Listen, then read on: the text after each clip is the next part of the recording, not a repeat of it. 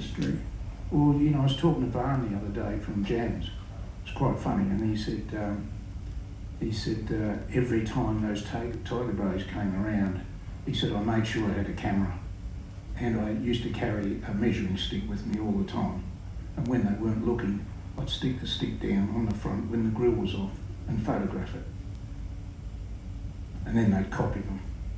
Yeah, because it was a time of technological change, both in lighting and sound. I started out as a lighting engineer, but I had an epiphany doing follow spot on Blood, Sweat and Tears. They had a Clare Brothers system, the first one to come out, which was later bought by Artist Concert Tours and became their first PA. And the sound was absolutely fantastic. They had the latest Shaw microphones. And from that moment, I wanted to be a sound engineer and not a lighting engineer. So yeah, it's funny how things happen. You know, I was very lucky to get a job in television.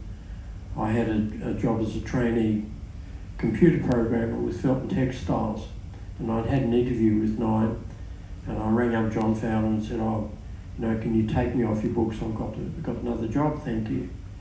Because they'd said, "Oh yeah, we like you, but we don't have a job at the moment." He said, "Oh, that's a pity." And I said, "Why?" And he said, because one of our lighting crew decked an executive yesterday, and we're hoping you can start at 8 o'clock tomorrow morning. So on such small things do lifetime careers hinge. Yeah. Do you have a moment like that, Mike? No, I was actually thinking about Deb's initial comments about how she'd really never heard Australian music before, and I think that's very true. I think that 35,000 kids walked over that hill, and they had not an idea of what they were going to see or listen to, and so it was a really a pivotal moment for that audience, and what you're talking about, the progress that happened, the identification that Australian music is acceptable, that the Australian accent is acceptable, that the cringe kind of fell out of the whole thing almost instantaneously. And I think that was a moment of, a mutual moment for the bands and the audience, which was it was definitely pivotal. So I think the years that followed and even the 75 falling into a hole was all good. It was all good stuff. The whole thing was writ large, and it hadn't been writ large on the Australian scene, the cultural scene, ever. So it was terrific. And of course, Sunbury sort of led to Narara and the Big Day Out. The Australia Day weekend has become an important time for Australian music, and there's lots of festivals have been based around that time. It's generally, the 75 rain was an aberration. What wasn't an aberration was the Launching Place Festival, which was held over Easter. And what happens in Melbourne in Easter? It rains. And apparently it had rained on this particular farm because the farmer had record. It had rained on that weekend for every year since time immemorial. And of course what happened? The festival started and the heavens opened. And that was the end of that. And I don't think anyone got paid for that. Oh, well, nobody did anything, so they didn't deserve it. The farmer made more money towing all the punters' cars out. And we should mention the Duncan family. Had hoped to have Kathy Duncan on the panel tonight. Without the Duncans and their generosity, the festival wouldn't have happened, because they've been looking for a site almost all year, hadn't found one. And then someone in Young Farmer said, "Oh, I know a bloke out at Sunbury who likes to do stuff for young people." And the Duncans offered their land for free. What they got in return was a lot of rocks picked up and some water reticulation and some tanks. and then had to put up with the mess that was left behind.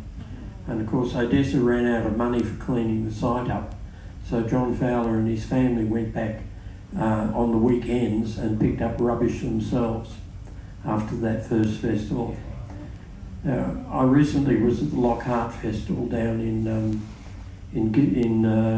Princetown near the 12 Apostles, and they had a no landfill policy. All of the plastic cups were washed and reused.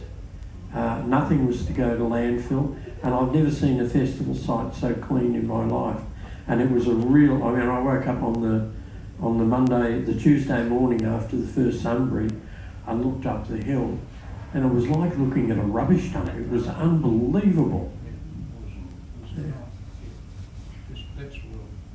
I'll never forget that. It was just like looking at a tip, and it made you very sad.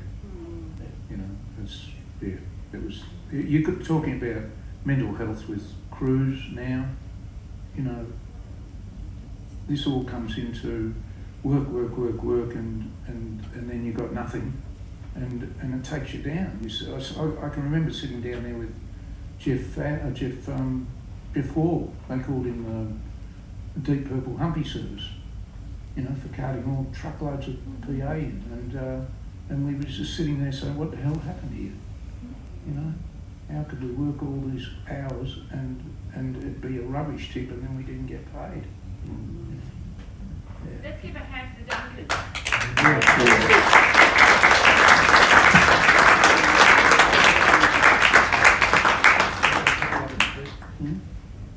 A couple more t-shirts. What's this one? Which is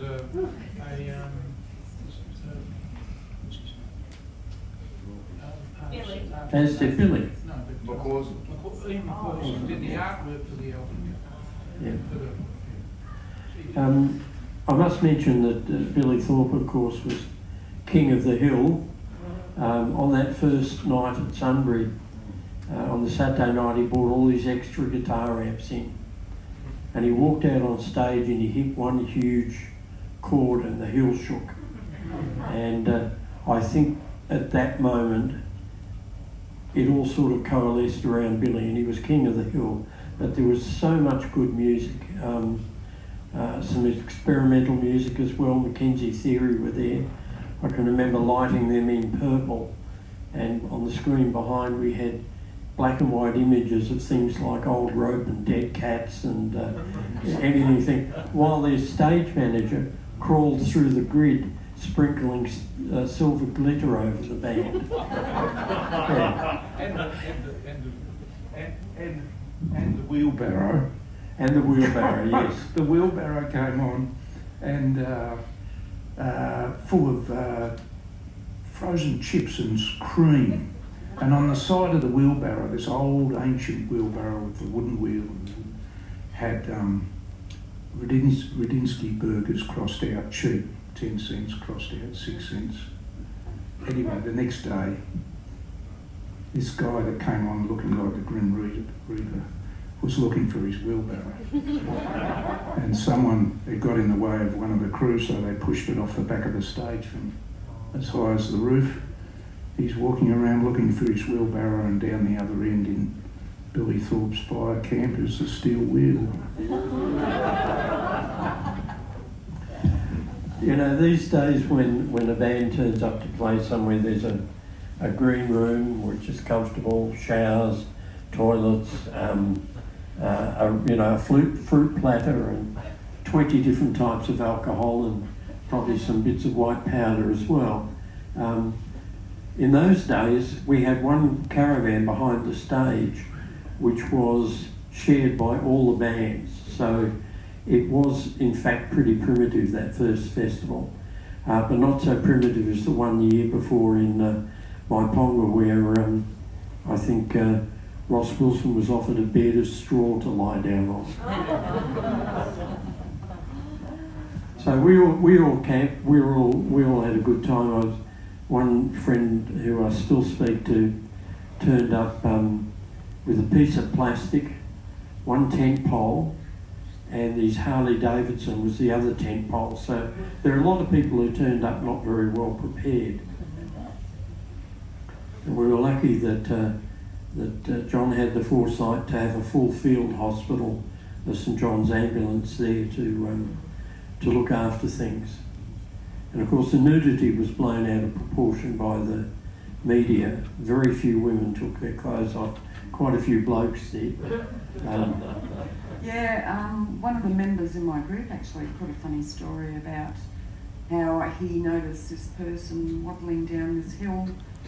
He said he looked like he was a little bit drunk, maybe, struggling. And there was alfoil over something just hanging out. So I don't know what that was all about, and I'm thinking, what would the alfoil do? Wouldn't it be?